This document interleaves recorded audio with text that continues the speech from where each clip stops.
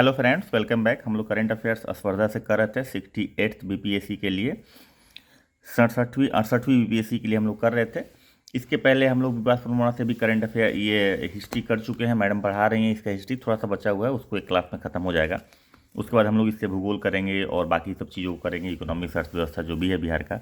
इसमें current affairs में हम लोगों ने जो स्पर्धा से कर रहे थे बहुत ही इंपॉर्टेंट है। जैसे हमने बताया था, कुछ हमने क्वेश्चन कर दिया था, उसके बाद हमने घटनाओं की डायरी हम लोग कर चुके हैं, प्रश्नोत्तर कर चुके हैं। यहाँ से देख लेते हैं, घटनाओं की डायरी हम लोग कर चुके हैं, पिछले वीडियो में आप लोग देख सकते हैं। उसके पहले हम लोगों ने समय समसामयिकी का प्रश्नोत्तर भी कर लिया है और वस्तुनिष्ठ प्रश्न, ये 1 लाइनर है, ये 4 ऑप्शन वाला क्वेश्चन है, तो ये दोनों कर लिए हैं। आज हम लोग शुरू करते हैं बिहार राज्य घटना चक्र, यानी कि इसमें जो होगा बिहार से संबंधित करंट अफेयर्स पूरा का पूरा दिया हुआ है। यहाँ से हम लोग शुरू करने वाले हैं। उम्मीद है कि आप लोग तैयारी बहुत अच्छे से कर रहे होंगे, बहुत जोर शोर से कर रहे होंगे। हम लोग रिवीजन का क्लास भी कर रहे हैं, तो रिवीजन के हिसाब से, चूंकि ये जो बुक है, ये बुक एक्चुअली एग्जामिनेशन क्विकर है। विवाद परिणवा का डिटेल वीडियो जो हिस्ट्री, ज्योग्राफी, पॉलिटी और एवरीथिंग के बारे में बिहार से संबंधित ऑलरेडी हम लोग अपलोड कर चुके हैं। ये हम लोग विवाद परिणवा के बुक से इसलिए लेके आए हैं जो कि ये अपडेटेड है, प्लस ये जो है आपके एग्जामिनेशन पॉइंट ऑफ व्यू से ही, एग्जामिनेशन क्विकर है तो एग्जामिनेशन पॉइंट ऑफ व्यू से ही इसमें कंटेंट्स दिया हुआ है, बहुत डिटेलिंग नहीं दिया हुआ है। बहुत डिटेल के लिए आप पुराना वीडियो भी देख सकते हैं। चलिए शुरू करते हैं। जो लोग नए हैं सब्सक्राइब करना बिल्कुल मत भूलिएगा, और जो लोग पुराने और नए दोनों हैं उनको मैं बोल रहा हूँ कि लाइक भी कीजिएगा। अगर वीडियो पसंद आए तो कमेंट करना जरूर सुनिश्चित कीजिए, ताकि हम लोगों को पता चले कि आप लोगों को और क्या चाहिए। चलिए समसामयिक राज्य घटना चक्र में शुरू करते हैं। 1200 इतिहासकारों को ने अतीत से वर्तमान पर किया मंथन। बिहार में पहली बार देश के 22 राज्यों के 1200 से अधिक इतिहासकार और साहित्यकार के राष्ट्रीय स्तर सम्मेलन 26 दिसंबर 2022 को रोहतास में शुरू हुआ था। तो ये पहला सवाल है कि राष्ट्रीय स्तर का साहित्यकार और इतिहासकार का सम्मेलन कहाँ शुरू हुआ, तो रोहतास में शुरू हुआ। ठीक है, दूसरा वो कौन सा डेट था, तो 26 दिसंबर 2022। और तीसरा इसमें सवाल है कितने इतिहासकार और साहित्यकार इसमें पार्टिसिपेट किए थे, तो 1200। और चौथा सवाल है कितने राज्यों से, तो 22 राज्यों से। पहला हो गया गोपाल नारायण सिंह विश्वविद्यालय जमुहार के ऑडिटोरियम में, तो कौन सा कॉलेज था, गोपाल नारायण सिंह विश्वविद्यालय के जमुहार ऑडिटोरियम में 3 दिनों तक इतिहास पर मंथन हुआ। महाअधिवेशन में स्व स्वतंत्रता का युवा प्रतिरोध, अतीत में वर्तमान तक विषय पर अलग अलग, ये सारा विषय था। अलग अलग राज्यों से आए विद्वानों अपने पक्ष रखा। इस कार्यक्रम का आयोजन अखिल भारतीय इतिहास संकलन योजना द्वारा किया गया है। अखिल भारतीय इतिहास संकलन योजना द्वारा किया गया। देखिए बीपीएससी अपना ट्रेंड चेंज कर रहा है। मैडम ने भी आप लोगों को क्लास में बताया होगा, मैं भी बता रहा हूँ कि अब बीपीएससी फैक्ट्स नहीं पूछता है, या नहीं कोशिश करेगा पूछने के लिए। अपना ओरिएंटेशन इंप्रूव कीजिए। The way of question framing would be different, accordingly we have to different strategy. आपको अपने अंदर के टैलेंट को और ज़्यादा निखारने की ज़रूरत है, और ज़्यादा बेहतर करने की ज़रूरत है। तो आपसे अंदर से सवाल पूछा जाएगा, कहाँ हुआ, ये सिंपल सवाल है, लेकिन कार्यक्रम का आयोजन किसने किया, ये बड़ा सवाल है। उससे भी बड़ा सवाल ये है कि इस पे किन सब चीज़ों पे मंथन हुआ। तो इस तरह से क्या करेगा कि 3 लाइनर क्वेश्चन भी हो सकता है, मतलब कि एक स्टेटमेंट दे दिया गया, ये बता दिया कि 22 राज्यों से 1200 से ज़्यादा साहित्यकार और इतिहासकार आए बिहार में, रोहतास जिले में फलना ऑडिटोरियम में मीटिंग हुआ या सम्मेलन हुआ। उसमें से निम्नलिखित तथ्यों को देखें, और निम्नांकित तथ्यों में 4 या 3 तथ्य दे देगा। उसमें से कहेगा ए सही है, ए बी सही है, ए बी सी सही, सब सही है, उसमें सिर्फ सी सही है, ऐसे करके ऑप्शन आएगा। तो ये सारा फैक्ट्स ऐसे समझ में आना चाहिए। चूंकि नेगेटिव मार्किंग है, जाहिर सी बात है कि यूपीएससी की तरफ अप्रोच कर रहा है, तो यूपीएससी में आप लोगों को पता होगा, जिन्होंने दिया होगा, कि यूपीएससी में most of the question 3 liner रहता है। चीज़ की बात कर रहा हूं मैं। तो अकॉर्डिंगली हम लोग को अपना स्ट्रेटेजी फैक्चुअल से एनालिटिकल पे ले जाना होगा। चलिए, द्वारा किया गया है। केंद्रीय शिक्षा मंत्री धर्मेंद्र प्रधान ने कहा कि देश भर में 260 एडुकेशन न्यूज चैनल जल्द शुरू होंगे, इससे लोगों को आसानी से शिक्षा पहुंचेगी। पहला। दूसरा बात, SECI से 600 मेगावाट सोलर बिजली खरीदेगा बिहार। किससे खरीदेगा? SECI से। बिहार की बिजली आपूर्ति कंपनी अगले 25 वर्षों तक केंद्रीय agency solar energy corporation of India, SCEI का फुल फॉर्म याद रखिएगा, solar energy corporation of India, यानी कि ये ग्रीन एनर्जी है, 600 मेगावाट बिजली सोलर बिजली खरीदेगी तो ग्रीन एनर्जी है, इसको बिहार सरकार खरीदेगी। बिहार विद्युत विनियामक आयोग ने Bihar state power holding company, south Bihar power 9 distribution company और north Bihar power distribution company है, एक्चुअली ये 9 कुछ नहीं है, अपनी इससे अधिक याचिका मंजूरी दे दी है। ठीक है ना, इसका इतना बजट है और ये रेट जो होगा 2.5 रुपये प्रति यूनिट की खरीद करेगी। उसके बाद देखिए 459 करोड़ के औद्योगिक निवेश में 30 प्रस्तावों को मंजूरी मिला। अब वो 30 प्रस्ताव कौन कौन से, ये अहम नहीं है, बहुत इंपॉर्टेंट नहीं है, हम अभी एग्जामिनेशन पॉइंट ऑफ व्यू से पढ़ेंगे तो हम लोग इसको फास्ट चलेंगे। बिहार में 459 करोड़ के औद्योगिक निवेश के लिए 30 नए प्रस्ताव, ये आप कह सकते हैं कि 30 नए प्रस्ताव हैं। बिहार राज्य विनिवेश प्रोत्साहन परिषद ने इस निवेश प्रस्तावों को वित्तीय क्लियरेंस दी है। ज़्यादातर निवेश के प्रस्ताव पटना जिले के सिकंदरपुर यानी कि बिहटा और मुजफ्फरपुर के औद्योगिक क्षेत्र के लिए है। ज़्यादातर ये कभी कभी ऐसा पूछता है कि रिसेंटली ने बिहार सरकार ने 30 प्रस्तावों को 459 करोड़ रुपये में मंजूरी दी है, वो ज़्यादातर किधर लगेंगे। अब ज़्यादातर में समझ जाइए आप, तो ये जो लाइन है याद रखिएगा, ज़्यादातर प्रस्ताव जो है बिहटा के आसपास, सिकंदरपुर में और मुजफ्फरपुर के औद्योगिक क्षेत्र में लगेंगे। अगर दोनों ऑप्शन हो तो ये आंसर हो जाएगा। बिहार और दूसरे राज्यों के उद्योगपतियों ने कपड़ा, राइस, फूड प्रोसेसिंग आदि क्षेत्रों में निवेश का प्रस्ताव दिया है। बिहार राज्य निवेश प्रोत्साहन परिषद की 2 दिन पहले आयोजित 44वीं बैठक में 30 निवेश प्रस्तावों को वित्तीय क्लियरेंस देने पर सहमति बनी। विकास आयुक्त का अध्यक्षता में हुई निवेश प्रोत्साहन परिषद की इस बैठक में उद्योग विभाग के प्रधान सचिव संदीप पौंडिक और दूसरे वरिष्ठ अफसर मौजूद थे। तो ये इंपॉर्टेंट है कि कहाँ से आया पैसा, कितना आया, कितने प्रस्ताव मंजूरी हुआ और अधिकतर कहाँ लगेगा, और उसमें सेक्शन जो है वो देख लीजिए, मोटा मोटी राइस है, कपड़ा है और फूड प्रोसेसिंग है। उसके बाद डुमरिया सेतु चले आइए, 11 वर्षों बाद भी था अधूरा, निर्माण शुरू हुआ। ठीक है, तो ये डुमरियापुर गंडक नदी पर 11 वर्षों बाद अधूरे सेतु का निर्माण फिर से शुरू हो गया है। डुमरिया सेतु आप लोगों को पता है कहाँ है। ठीक है, सेतु का निर्माण गणेश राम ढोकलिया कंस्ट्रक्शन कंपनी करवा रही है। डुमरिया के गंडक पर बनने वाले सेतु का निर्माण 2011 में बंद था। नए पुल के लिए 18 माह की समय सीमा तय की गई। 2022-23 के अंत तक सेतु का निर्माण कार्य पूरा होने की संभावना है। तो डुमरिया पुल आप लोग अरेराज जो गोपालगंज पिपरा वाला रोड है उसमें पड़ता है, आप लोग को ये पता होना चाहिए। चलिए नेक्स्ट चलते हैं। बिहार में कृषि बाजारों का विकास होगा। ठीक है, चौथा रोड मैप शुरू होने वाला है। आप लोगों को चौथा रोड मैप मैं बता दूं, 1 अप्रैल 2023 से शुरू होने वाला चौथा रोड मैप। बिहार के चौथे रोड मैप में खेती के आधुनिकीकरण पर जोर दिया जाएगा, कृषि बाजार के विकास किया जाएगा, आधुनिकीकरण, एग्रीकल्चर का मॉडर्नाइजेशन और एग्रीकल्चर मार्केटिंग पर जोर दिया जाएगा, उत्पादों के ब्रांडिंग पर जोर दिया जाएगा, फोकस होगा। ठीक है, ये 3 मेन चीज़ है। किसानों को आधुनिक खेती के लिए प्रशिक्षण भी दिया जाएगा। ठीक है, उसके बाद कृषि बाजार के विकास एवं योजनाबद्ध कार्य होगा। जलवायु अनुकूल, क्लाइमेट रिसिलिएंट एग्रीकल्चर, जलवायु अनुकूल खेती एवं जैविक खेती को बढ़ावा मिलेगा। चावल गेहूं के अलावा दूसरे फसलों के लिए किसानों को प्रोत्साहित किया जाएगा, क्योंकि खाली चावल गेहूं उपजाने से हमारा जो है प्रोडक्टिविटी नहीं बढ़ने वाला है, तो बी केयरफुल। चलिए अभी देखिए, आप एक शॉर्ट इसका नोटिस ले लीजिए, कौन क्या है आप लोग को याद होगा, फिर भी एक रिकैप। फागू चौहान जी हैं राज्यपाल बिहार के, उसके बाद नीतीश कुमार मुख्यमंत्री, मुख्य न्यायाधीश संजय करोल नए बने थे, आप लोगों को याद होगा, उप मुख्यमंत्री तेजस्वी यादव, विधानसभा के अध्यक्ष अवध बिहारी चौधरी। देखिए ये सारा कुछ आप लोगों को याद होगा। विधानसभा के अध्यक्ष, उपाध्यक्ष महेश्वर हजारी, याद रखिएगा, ये बहुत इंपॉर्टेंट है।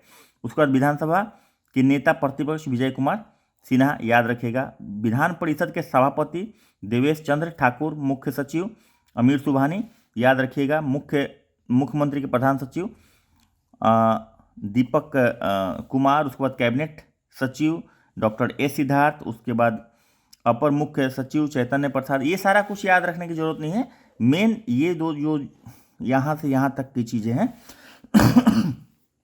सॉरी, वो याद रखने की जरूरत है। उसके बाद एक बार रिकैप आप लोग जरूर देख लीजिएगा।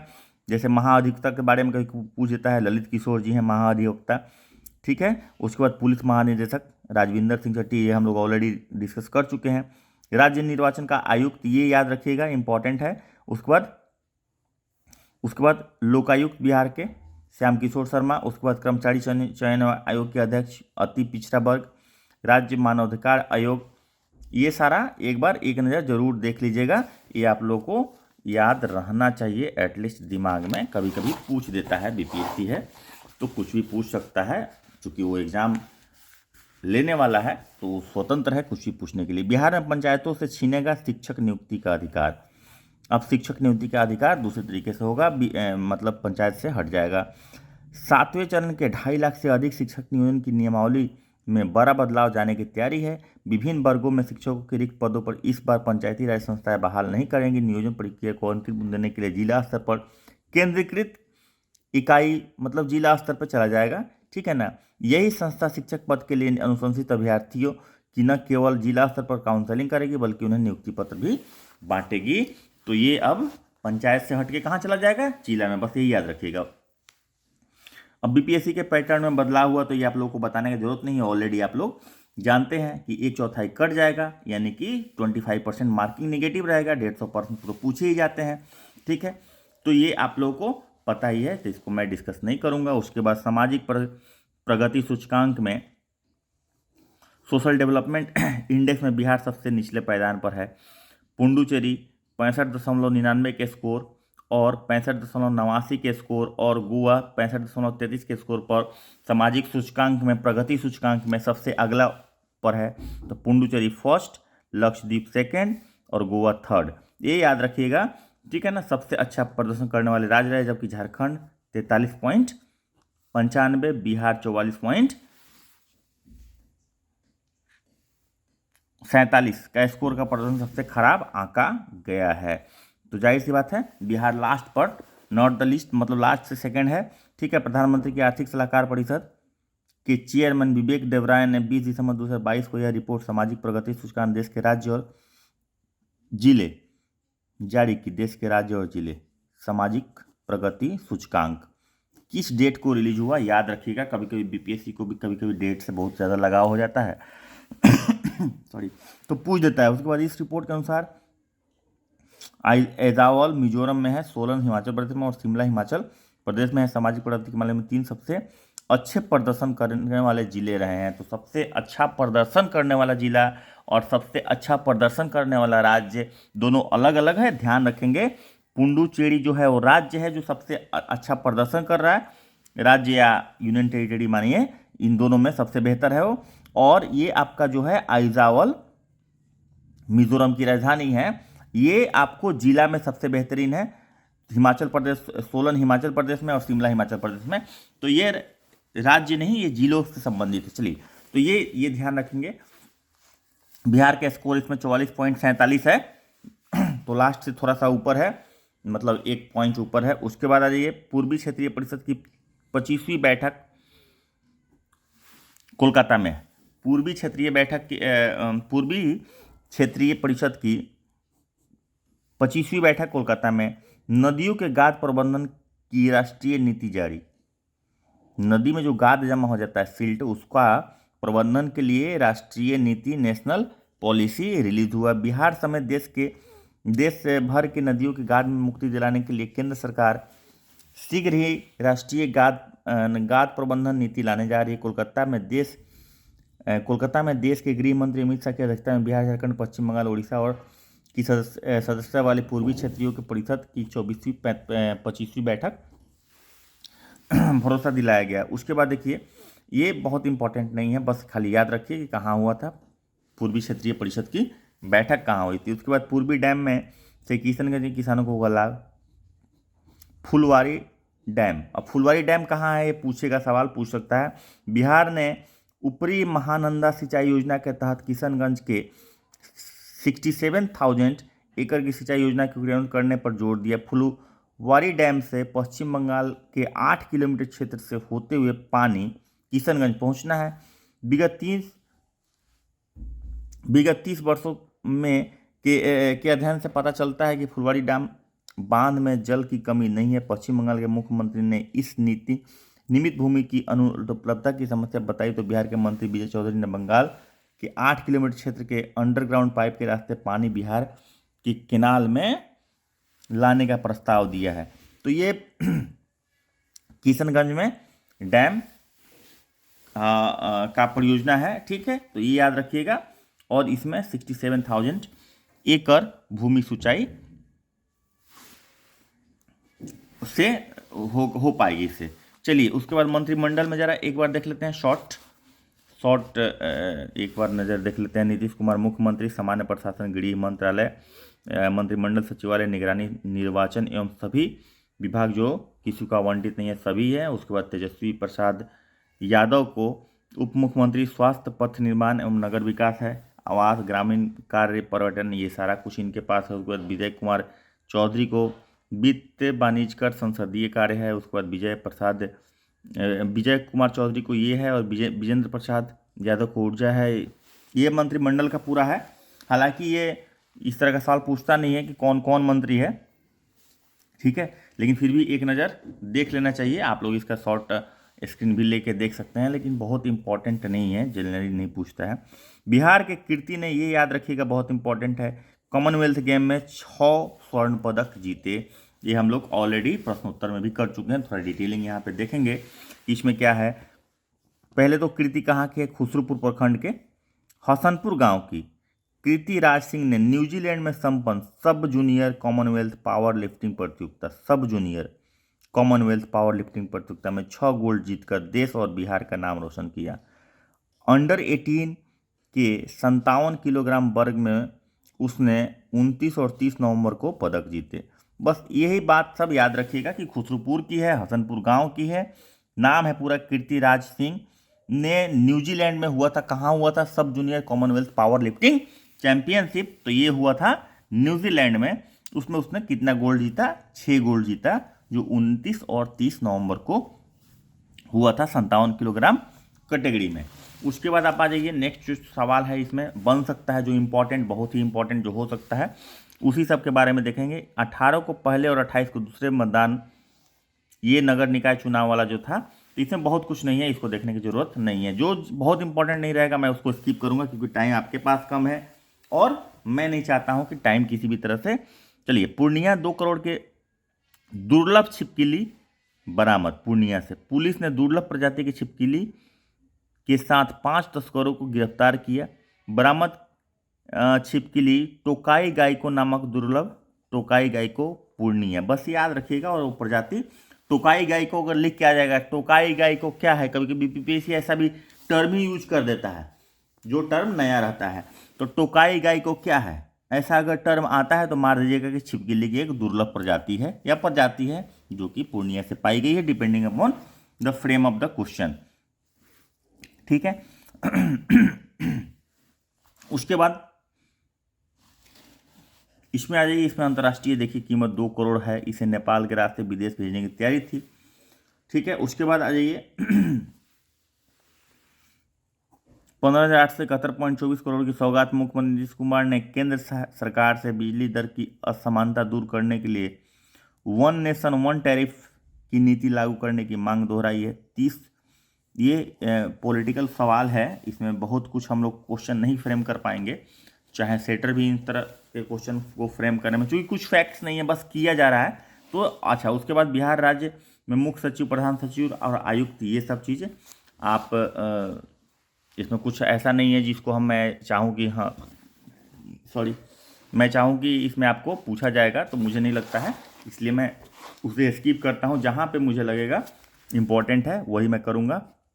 बिहार में 2 इकोनॉमिक कॉरिडोर पर तेजी से हो रहा है काम। 2 इकोनॉमिक कॉरिडोर बन रहा है बिहार में, बनारसी औरंगाबाद चोरदाहा 6 लेन इकोनॉमिक कॉरिडोर ये का निर्माण करीब 5,000 करोड़ रुपए की लागत से 262 किलोमीटर लंबी हो रही है। यह इकोनॉमिक कॉरिडोर बनारसी से बिहार के औद्योगिक क्षेत्र से होकर धनबाद को जोड़ेगा, पहला सवाल। दूसरा, इस कॉरिडोर की लंबाई उस उत्तर प्रदेश के में 57 किलोमीटर और बिहार में करीब 135 किलोमीटर होगी। याद रखिएगा, इस तरह का सवाल पूछ सकता है कि इकोनॉमिक कॉरिडोर जो है बनारसी से चोरदाहा तक बिहार में टोटल की लंबाई उसकी कितनी है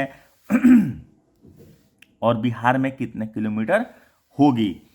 262 किलोमीटर लंबाई हो रहा है इसका, और ये 57 किलोमीटर यूपी और 135 किलोमीटर बिहार है। फिलहाल 262 किलोमीटर की लंबाई से 192 किलोमीटर में काम चल रहा है। 262 किलोमीटर की लंबाई में 192 किलोमीटर पे काम चल रहा है और बाकी जो है 70 किलोमीटर का काम 2024 में पूरा कर लिया जाएगा। उसके बाद Banarasi Ranchi Kolkata 6 lane greenfield expressway का बिहार में जल्द ही निर्माण शुरू कार्य होगा। यह एक्सप्रेसवे बिहार के कैमूर, रोहतास, औरंगाबाद और गया जिले से गुजरेगा। ये याद रखिएगा, यही दो सवाल है इसमेम। पहला तो ये है कि एक इकोनॉमिक कॉरिडोर है जो बनारसी औरंगाबाद चौराहा जाएगी, यानी कि धनबाद को जोड़ेगी। वो कहाँ से कहाँ तक जोड़ेगी, उसकी लंबाई है 262 किलोमीटर, ठीक है, जो 5,000 करोड़ के पैसा नहीं पूछता है, लेकिन ध्यान में रहेगा 5,000 करोड़ के एस्टिमेशन से बन रहा है।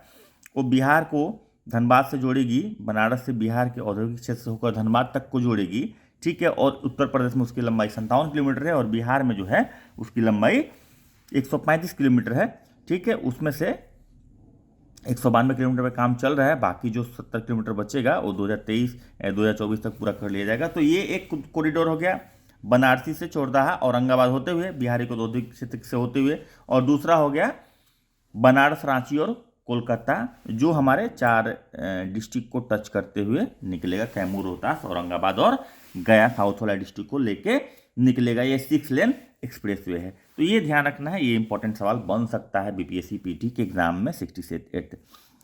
नितिन गडकरी ने किया पंडुका पुल का शिलान्यास। पंडुका पुल अभी याद रखने की जरूरत है कि पंडुका पुल कहाँ है। 4 राज्यों को जोड़ने वाले सोन नदी का प्रस्तावित पंडुका पुल का शिलान्यास सड़क परिवहन राज्य मंत्री राजमार्ग मंत्री नितिन गडकरी ने उप मुख्यमंत्री तेजस्वी यादव ने 14 नवंबर 2022 को किया। यह एक्सप्रेसवे 620 किलोमीटर का है। 163 किलोमीटर का कॉरिडोर चंदौली से सासाराम होते हुए हुगली होते हुए हावड़ा तक जाएगा। हुगली होते हुए चंदौली सासाराम होकर हुगली होते हुए हावड़ा तक जाएगा। इस योजना में बिहार में 9,000 करोड़ की लागत से 60 बाईपास का निर्माण कराया जाएगा। 2014 से 22 तक 3200 करोड़ की मंजूरी बिहार के लिए दी गई है। बनारस से हल्दिया तक का जलमार्ग तथा बिहार में 10 ग्रीनफील्ड एक्सप्रेसवे का निर्माण होगा। तो ये आपका ये पंडुका पुल से संबंधित हो गया कि इसमें ये पूछ सकता है कि कब उसका शिलान्यास किया गया या किसके द्वारा किया गया।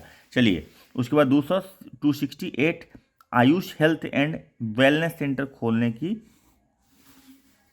मंजूरी। ये आयुष सेंटर खोलने का तैयारी चल रहा है, जैसे कि ये भारत सरकार के द्वारा ऐसा पत्र लिखा गया है। 268 आयुष, तो इसमें बहुत का कुछ सवाल है नहीं, तो इसको हम लोग डिस्कस नहीं करेंगे। उसके बाद राज्य के हर पंचायत में धान खरीद के खोले जाएंगे केंद्र, ऑलमोस्ट है ही, तो इसको भी हम लोग जिक्र नहीं करेंगे। जो इंपॉर्टेंट होगा वही जिक्र करेंगे, मैं बार बार बोल रहा हूँ। उम्मीद है कि वीडियो अच्छी लग रही होगी। करंट अफेयर्स हम लोग कंप्लीट करने वाले हैं। इसको ख़त्म करने के बाद फिर हम लोग नेशनल और इंटरनेशनल शुरू करेंगे, जो कि विदिन 2 और 3 डेज में ख़त्म हम लोग कर लेंगे। तो वीडियो को सब्सक्राइब जरूर कीजिएगा जो लोग नए आए हुए हैं। बिहार में जल जीवन हरियाली मॉडल खूबियाँ दुनिया देखेगी क्या, देख चुकी है। 27वां जो COP हुआ था, कॉन्फ्रेंस ऑफ पार्टी, COP मतलब आप लोग जानते होंगे, कॉन्फ्रेंस ऑफ पार्टी, जो इजिप्ट में हुआ था इस बार सॉरी, इजिप्ट में जो हुआ था इस बार, अगली बार दुबई में होने वाला है, 2023 में इजिप्ट में 2023 में होने वाला है। तो ये कॉन्फ्रेंस ऑफ पार्टी में इसका चर्चा हुआ था। बिहार राज्य की जल जीवन हरियाली स्कीम जो है, अब ऐसे सवाल पूछेगी कि COP में, इजिप्ट में जो COP हुआ था उसमें बिहार का कौन सा स्कीम का चर्चा हुआ था तो जल जीवन हरियाली का हुआ था। सिंपल सा सवाल है। मिस्र में आयोजित कॉन्फ्रेंस ऑफ पार्टी की 37वीं अंतर्राष्ट्रीय वार्षिक बैठक रखी गई। इस अंतर्राष्ट्रीय मंच पर बिहार के इस महत्वाकांक्षी कार्यक्रम का खूब सराहना हुई। बिहार ग्रीन हाउस गैस सूची स्रोतों का दस्तावेजीकरण और उनके आकलन पर अध्ययन करने वाला पहला राज्य है। याद रखिएगा, ग्रीन हाउस गैस के सूची स्रोतों का दस्तावेजीकरण, यानी कि जो भी उनका स्रोत है उसको डॉक्यूमेंट में कन्वर्ट करना, मतलब उसका डॉक्यूमेंट बना देना, ये पहला राज्य है, ठीक है। तो इसलिए भी ये चर्चा में था। तो ये इसलिए जल जीवन हरियाली का वहाँ पे धूम मचा। कहाँ पे मचा? इजिप्ट में मचा, मतलब मिस्र में मचा। और वो किस मीटिंग में मचा? तो इंटरनेशनल मीटिंग होता है COP का, कॉन्फ्रेंस ऑफ पार्टी, जो हर साल होता है, इन्वायरमेंट पे संबंधित होता है। जब हम लोग इंटरनेशनल ऑर्गेनाइजेशन पढ़ेंगे तो उसमें पढ़ेंगे UNFCCC एक ऑर्गेनाइजेशन है, United nation framework convention on climate change. वही कॉन्फ्रेंस ऑफ पार्टी करता है।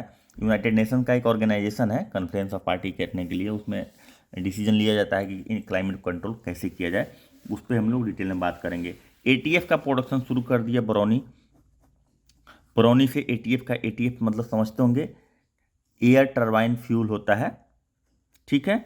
तो एयरक्राफ्ट का जो फ्यूल होता है, जो उसमें पेट्रोल आप कहिए चाहे जो भी कहिए, ईंधन जो डाला जाता है उसको एटीएफ बोलते हैं। उसका प्रोडक्शन बरौनी रिफाइनरी से पटना, दरभंगा, गया, नेपाल के एयरपोर्टों पर विमान को ईंधन मिलेगा। इसमें बहुत बड़ा सवाल नहीं बनता है। उसके बाद ये पॉलिटिकल क्वेश्चन है, जनरली नहीं पूछता है, लेकिन ध्यान रखेंगे मोकामा में राजद और गोपालगंज में बीजेपी को सीट मिली थी बाई इलेक्शन में। उसके बाद पटना वीमेंस कॉलेज 6, ये कोई सवाल नहीं है। 6 कॉलेजों से एमओयू साइन किया, मेमोरेंडम ऑफ अंडरस्टैंडिंग ईबीसी पर अध्ययन करेगा।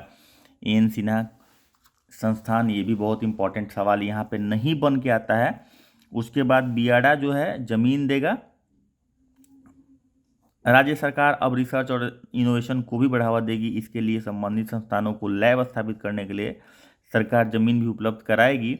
पिछले दिनों राज्य सरकार ने बड़ा निर्णय लेते हुए यह निर्णय पर मुहर लगाई। साथ ही बिहार राज्य औद्योगिक निवेश प्रोत्साहन नीति में बदलाव भी किया। नीति के संशोधन के बाद रिसर्च लैब और टेस्टिंग लैब के लिए सरकार जमीन देगी, ठीक है। तो ये हो गया, इसमें बहुत बड़ा सवाल नहीं है। उसके बाद आ जाइए, दक्षिण बिहार में केवल 22% औद्योगिक लैंड बैंक है। तो बिहार में औद्योगिक निवेश योग्य कुल भूमि का 22% दक्षिण बिहार में है, ठीक है। उत्तर बिहार में सर्वाधिक औद्योगिक लैंड बैंक है। साफ है कि उत्तर बिहार जहां से रोजी रोटी के लिए सर्वाधिक पलायन होता है, वहां औद्योगिक विकास की संभावनाएं अधिक मजबूत हो रही है। ये ध्यान रखेंगे कि उनके पास 22% है जो जमीन दिया जा सकता है, और अधिकतर जो जमीन है वो नॉर्थ बिहार में है, जबकि नॉर्थ बिहार से ही सबसे ज़्यादा पलायन होता है, ठीक है।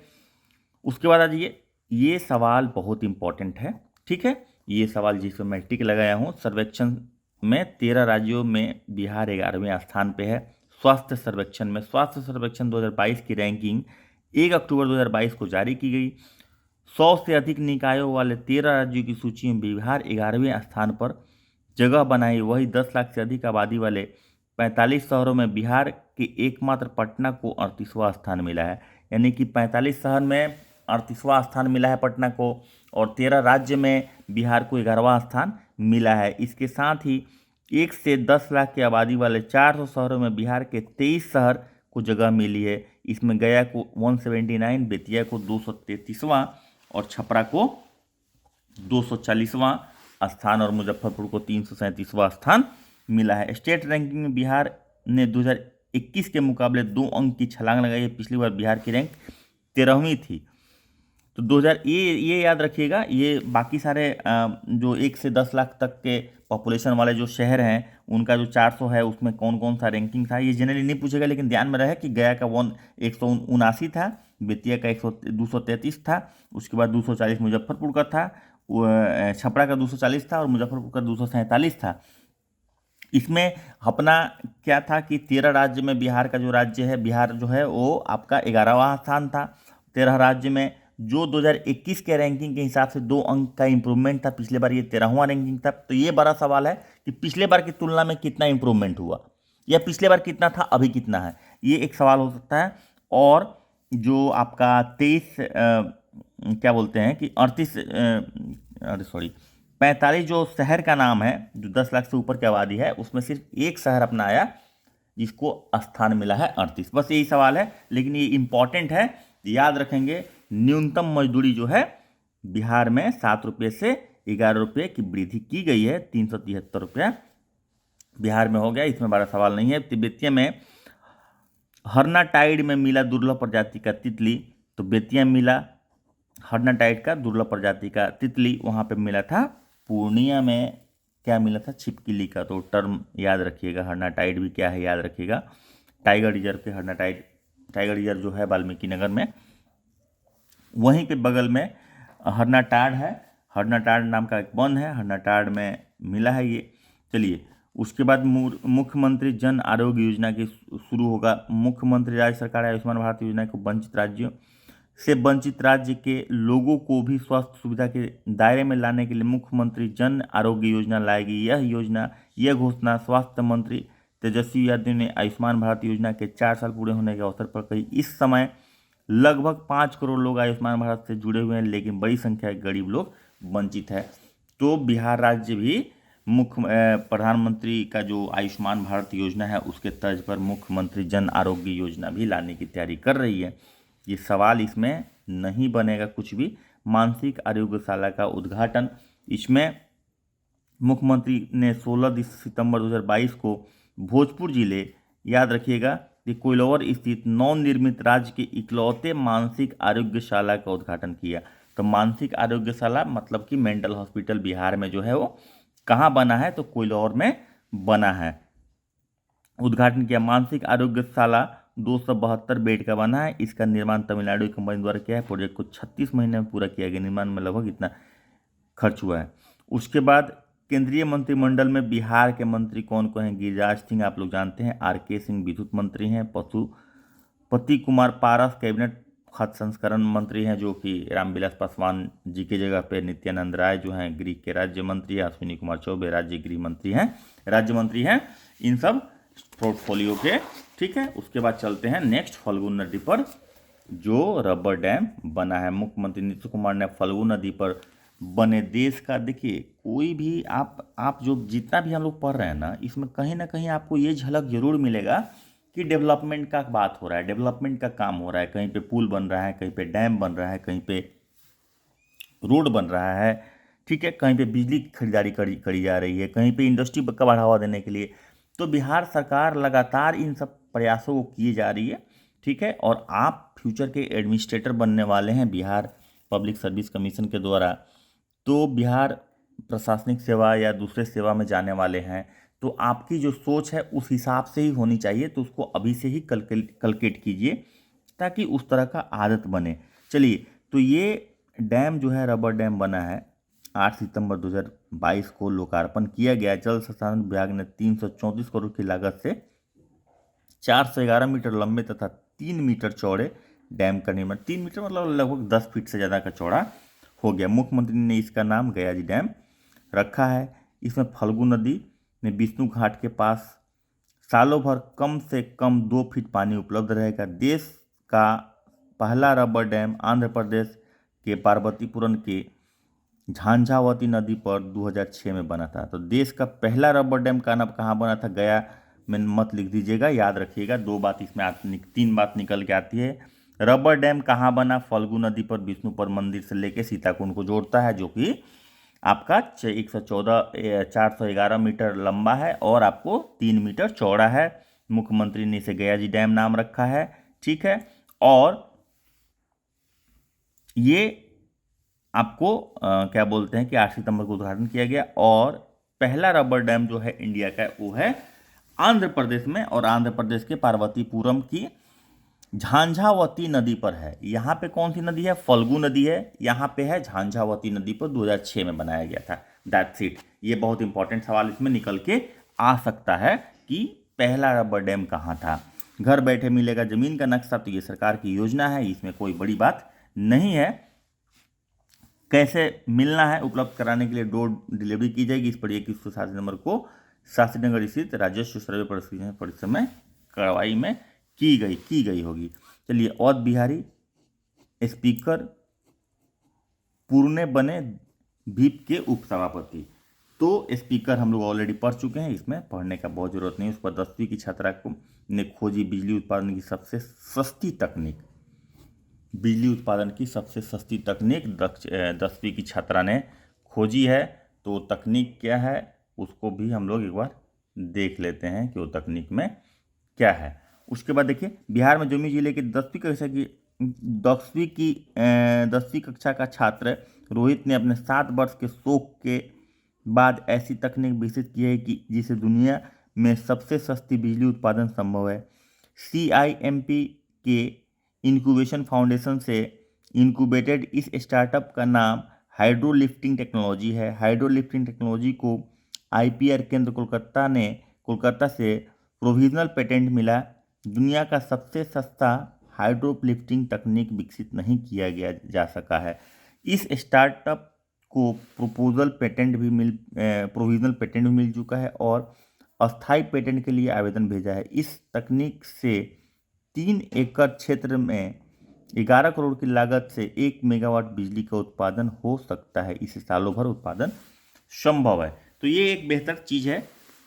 जमुई की है छात्र 10वीं के, रोहित नाम है, इन्होंने सबसे सस्ती बिजली उत्पादन का तकनीक का डेवलप किया है। बिहार में महागठबंधन की सरकार बनी। चलिए, ये हमारे लिए बहुत इंपॉर्टेंट नहीं है। उसके बाद आ जाते हैं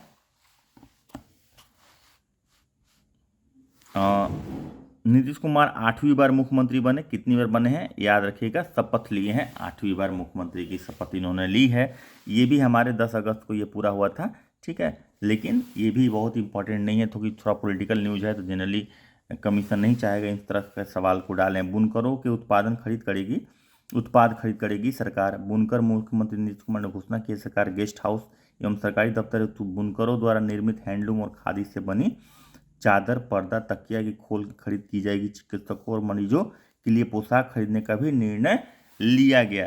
तो ये एक तरह से प्रोत्साहन है। बुनकर दिन प्रतिदिन खत्म होते जा रहे हैं, विलुप्त होते जा रहे हैं, और जो बुनकर का जो ट्रेडिशन रहा है वो ट्रेडिशन को कंटिन्यू नहीं कर पा रहे हैं बुनकर, क्योंकि उनका जो भी इनकम है, इनकम का जो सोर्स है, जो लाइवलीहुड है उनका, वो उतना पैसा नहीं इनकम जनरेट कर पा रहा है। तो लोग दूसरे रोजगार में शिफ्ट हो रहे हैं। तो एक तरह से कहीं ना कहीं एक जो टैलेंट है, टैलेंट धीरे धीरे एक्सटिंक्ट हो जाएगा। उसको बढ़ावा देने के लिए, लोग को इनकरेज करने के लिए सरकार का ये अच्छा कदम है। आपको मेंस की तैयारी में ये सब काम आने वाला है। उसके बाद बिहार में 3 से 9.5 मीटर तक नीचे गया भू जल स्तर। 3 से 9.5 मीटर तक नीचे चला गया ग्राउंड वाटर का लेवल। ये एक चिंता का विषय है, ठीक है। अधिक नीचे जा चुका है। प्रदेश में औसत 5 से 6 मीटर भूजल नीचे गया है। औसत जो है 5 से 6 मीटर नीचे गया। इसके कारण जीपीए जल में लेकर सिंचाई से परेशानी हो रही है। लघु जल संसाधन विभाग ने सभी ये सवाल हम लोग डिस्कस कर चुके हैं प्रश्नोत्तर में, अगर आप लोगों को याद होगा तो, ठीक है। उसके बाद वन्य अभयारण्य के 1 किलोमीटर दायरे में नहीं होगा खनन। ये भी एक सुप्रीम कोर्ट ने निर्देश जारी किया है कि कितने के दायरे में नहीं होगा। तो वन्य अभयारण्य के 1 किलोमीटर के दायरे में खनन नहीं होगा, तो इसको भी वाइल्ड लाइफ सेंचुरी में शामिल कर लिया गया है। इससे राष्ट्रीय उद्यान, वन्य अभयारण्य, वाइल्ड लाइफ सेंचुरी शामिल, ये सारी इको सेंसिटिव जोन है यहाँ से, इसलिए यहाँ ऐसे कार्यों पर रोक लगाई गई है। इसके दायरे में बिहार का वाल्मीकि नगर टाइगर रिजर्व, उदयपुर व्यय प्रणाली, आश्रयणी सहित 11 संरक्षित क्षेत्र आएंगे। उसके बाद विधानसभा ने शताब्दी स्तंभ का प्रधानमंत्री ने किया उद्घाटन। विधानसभा में शताब्दी स्तंभ का दूसरी बार प्रधानमंत्री बनने के बाद बिहार पहुंचे नरेंद्र मोदी ने 12 जुलाई 2022 को विधानसभा, याद रखिएगा ये सवाल पूछ सकता है कि शताब्दी स्तंभ का विधानसभा परिसर में आजादी का अमृत महोत्सव और विधानसभा भवन शताब्दी समापन समारोह का विधानसभा परिषद में बने शताब्दी स्तंभ का रिमोट दबाकर उद्घाटन किया। इस मौके पर प्रधानमंत्री ने 20 संग्रहालय एवं 20 गेस्ट हाउस का शिलान्यास भी किया। ऐसा है शताब्दी। अब कैसा है जरा देख लीजिए। तो ब्रोंज मेटल से बने 25 फुट की ऊंचाई पर कंक्रीट का अष्टकोणीय स्तंभ बनाया गया है। चारों ओर जैसलमेर सैंडस्टोन के पत्थर लगे हैं। स्तंभ के ऊपर 15 फुट ऊंचा बोधि वृक्ष का पौधा बना हुआ है। स्तंभ जितना है 25 फीट, उसके ऊपर 15 फीट बोधि वृक्ष का पौधा बना हुआ है। पौधे की प्रतिकृति संसद के संग्रहालय में रखे बिहार के प्राचीन चिन्ह के रूप में रखे गए बोधि वृक्ष के पौधे की है। वो कैसा देखने में आता है, तो संसद के संग्रहालय में जो बिहार का प्रतीक चिन्ह रखा हुआ है, जिसमें बोधि वृक्ष रखा है, उसकी तरह वो दिखता है। इसमें लिखा हुआ है, इसमें 243 बड़े पत्ते हैं जो बिहार विधानसभा के 243 और विधान परिषद के 75 सीटों के प्रतीक हैं। तो ये हो गया आपका, ये इंपॉर्टेंट सवाल बन सकता है, याद रखेंगे 243 क्या है, और वो उसमें जो बोधि वृक्ष है वो किस तरह का दिखता है। ये एक सवाल है जो संसद में रखे हुए हमारे बिहार के प्रतीक, संसद का जो म्यूजियम है उसमें बिहार का जो प्रतीक है उसमें जो बोधि वृक्ष है उसकी तरह दिखता है। चलिए, गंडक पर बनेगा बिहार का सबसे बड़ा पुल, बनने दीजिए। देखते हैं, ये गोरखपुर, बिहार से होकर गुजरने वाली गोरखपुर सिलीगुड़ी एक्सप्रेसवे को लेकर बैरिया स्थित गंडक नदी पर 10 किलोमीटर लंबा पुल बनेगा। बैरिया में अल्पाहा जगह है। इसमें करीब 1,000 रुपये खर्च होने का प्रस्ताव है। एक्सप्रेसवे में पड़ने वाली कोसी नदी पर भी बड़ा पुल बनेगा। तो गंडक और कोसी की ये दोनों पे बनेगा। तो ये जो एक्सप्रेसवे गोरखपुर सिलीगुड़ी एक्सप्रेसवे, वो जो बिहार से गुजरेगी, उस पर 10 किलोमीटर का लंबा जो पुल बनने वाला है वो गंडक पे बनने वाला है, लेकिन कोसी नदी भी बीच में पड़ने वाली है तो उस पर भी पुल बनेगा। तो ऐसा अगर सवाल आए कि गंडक नदी पे गोरखपुर सिलीगुड़ी एक्सप्रेसवे के में पड़ने की वजह से गंडक नदी पे 10 किलोमीटर लंबा पुल बनने वाला है, कोसी नदी पे पुल बनने वाला है, तो ये दोनों ऑप्शन सही है। तो इसमें ई आंसर हो जाएगा अगर दोनों ऑप्शन है, ध्यान रखेंगे। गंडक पर बनने वाला यह पुल बिहार का सबसे बड़ा लंबा पुल होगा। एक्सप्रेसवे में यूपी के 2, बिहार के 8 जिले शामिल होंगे। तो इस एक्सप्रेसवे में कितने जिले शामिल होंगे बिहार के, और 2025 तक इसको पूरा करने का लक्ष्य है। तो उसमें 2-3 सवाल है, याद रखेंगे। पहला तो गोरखपुर सिलीगुड़ी एक्सप्रेसवे जो है वो बिहार से गुजरेगी, जिसमें बैरिया में गंडक नदी पे 10 किलोमीटर लंबा पुल बनने वाला है। तो गंडक नदी पे 10 किलोमीटर लंबा पुल, उस बाद कोसी नदी पे भी लंबा पुल बनने वाला है, ये भी याद रखेंगे। ये योजना 2025 तक कंप्लीट कर ली जाएगी। तीसरा सवाल हो गया। और चौथा सवाल ये कि बिहार के 8 जिलों से और यूपी के 2 जिलों से गुजरेगा ये एक्सप्रेसवे। तो ये हो गया। ये भी इंपॉर्टेंट सवाल है, यहाँ से सवाल आ सकता है। ग्राम सभा में 10% सदस्यों की उपस्थिति अनिवार्य कर दिया गया है। जो ग्राम पंचायत में ग्राम सभाएं होती है उसमें 5% सदस्यों की उपस्थिति पहले अनिवार्य थी, जिसको बढ़ा के 10% तक कर दिया गया है। इसके संबंध में केंद्र सरकार की ओर से पंचायती राज विभाग को पत्र आया है, जिसमें कहा गया है ग्राम सभाओं में न्यूनतम 10% सदस्यों की उपस्थिति को अनिवार्य बनाया जाए। अभी बिहार में ग्राम सभाओं का न्यूनतम 5 सदस्यों की उपस्थिति का प्रावधान है। मालूम हो कि ग्राम पंचायत के सभी मतदाता ग्राम सभा के सदस्य होते हैं। तो एक ग्राम पंचायत में जितने भी मतदाता हैं सभी के सभी जो हैं वो ग्राम सभा के सदस्य होते हैं। तो सपोज कीजिए कि एक पंचायत में अगर 10 रेवेन्यू विलेज है, या विलेज मान लीजिए, या 5 ही विलेज मान लीजिए, और एक विलेज में 500 लोग, अगर सपोज कीजिए कि 500 लोग बोलते हैं, 100 लोग रहता है, ठीक है, मतदाता, 100 लोग नहीं बोलेंगे, 100 मतदाता हैं, तो इसमें से 5 हो गया, तो ये 500 लोग हो गए। तो मतलब कि ग्राम सभा लगने पर कम से कम 50 लोगों की उपस्थिति अनिवार्य करने की बात भारत सरकार के द्वारा पंचायती राज विभाग को कही गई है। तो 5 से 10% शिफ्ट हो रहा है। चलिए, एमएसएमई में बिहार का दूसरा स्थान, ये भी इंपॉर्टेंट बात है, याद रखिएगा। बिहार को एमएसएमई सेक्टर में देश का दूसरा स्थान मिला है, ठीक है, याद रखिएगा। 30 जून को दिल्ली के विज्ञान भवन में प्रधानमंत्री नरेंद्र मोदी द्वारा बिहार को सम्मानित किया गया, ठीक है। 30 जून 2022 की बात कर रहे हैं। राज्य और संघ शासित प्रदेशों में सूक्ष्म एवं लघु मध्यम उद्यम एमएसएमई सेक्टर में के प्रोत्साहन एवं विकास के लिए किए गए कार्यों की कैटेगरी में बिहार को नेशनल एमएसएमई अवार्ड मिला है, ठीक है ना। मिला है। उड़ीसा के बाद बिहार को दूसरा और हरियाणा को तीसरा स्थान मिला है। मतलब कि फर्स्ट प्राइज मिला किसको? उड़ीसा को, और तीसरा मिला हरियाणा को, दूसरा मिला बिहार को, ठीक है। तो अपने आगे पीछे का भी देख के चलना। बिहार में नई वस्त्र एवं चर्म उद्योग प्रोत्साहन नीति भी लागू कर दी गई 2022 से। बिहार वस्त्र एवं चर्म नीति 2022 औद्योगिक प्रोत्साहन नीति जो है, इंडस्ट्रियल प्रमोशन पॉलिसी जो है, Bihar state industrial promotion policy, ठीक है, तो इसको लागू कर दिया गया है और इसमें बहुत हेल्प मिलने वाला है। हालांकि इसमें बहुत सारा क्वेश्चन बनने वाला नहीं, इसलिए मैं डिटेल में नहीं जाऊंगा।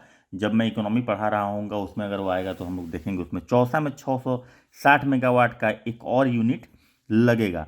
तो बक्सर के चौसा हम लोग ये पूछे थे, एक सवाल आया था जो पिछले क्लास में हम लोग देखे थे, और वो हिस्ट्री का सवाल था। अगर आपको ध्यान होगा उस वीडियो का, 2 दिन पहले ही जो मैंने हिस्ट्री का सवाल प्रश्न उत्तर करवाया था, एमसीक्यू करवाया था, जो मैडम पढ़ा रही थी, उसमें जो थ्योरी पढ़ा रही है मैडम, मैं उसका जो क्वेश्चन करवा रहा था उसमें ये आया था कि चौसा बिहार के किस जिले में पड़ता है, ठीक है। तो ये चौसा, वही चौसा बक्सर जिले, यहाँ बक्सर के चौथे में बिजली, एक और बिजली घर की इकाई बनेगी। केंद्र सरकार ने 660 मेगावाट की एक और यूनिट लगाने की सहमति दे दी है, ठीक है। तो ये 660 यूनिट का बिजली कहाँ लग रहा है? चौसा में लग रहा है। चौसा में कितने मेगावाट की बिजली की अनुमति केंद्र सरकार ने हाल ही में दी है?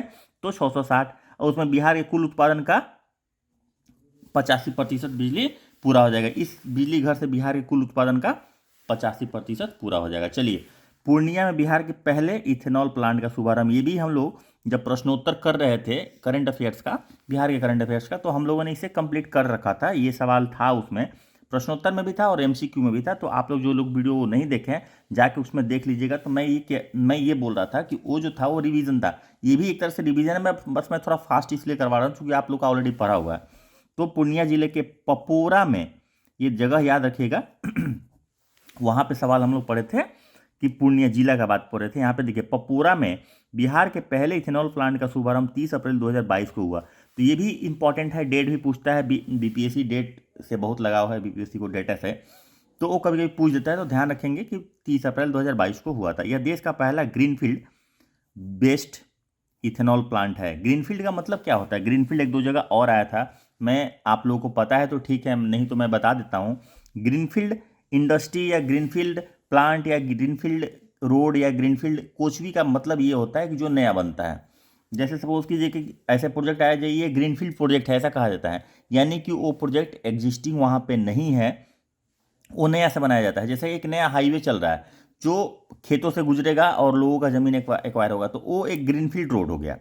ग्रीनफील्ड रोड मतलब कि वो रोड एग्जिस्ट नहीं करता है लेकिन नया बनाया जा रहा है। लेकिन सपोज कीजिए कि ग्रैंड ट्रक रोड है, अब उसको पहले 2 लेन था, बहुत पहले 4 लेन बनाया गया, तो ब्राउन फील्ड में आएगा क्योंकि एग्जिस्टिंग इंडस्ट्री या एग्जिस्टिंग रोड पे हम लोग काम कर रहे हैं। अगर कोई सरकार की कंपनी है, सपोज कीजिए कि एनटीपीसी है, तो उस पर अगर एनटीपीसी का एक्सपेंशन किया जाएगा तो वो क्या हो जाएगा? ब्राउन फील्ड इंडस्ट्री की कैटेगरी में आएगा। लेकिन एक नया कंपनी ही बना दिया जाएगा पावर से संबंधित या किसी भी चीज़ से संबंधित, तो उसको ग्रीनफील्ड बोलेंगे। तो ग्रीनफील्ड टर्म आप लोगों को क्लियर हो गया होगा मुझे लगता है कि।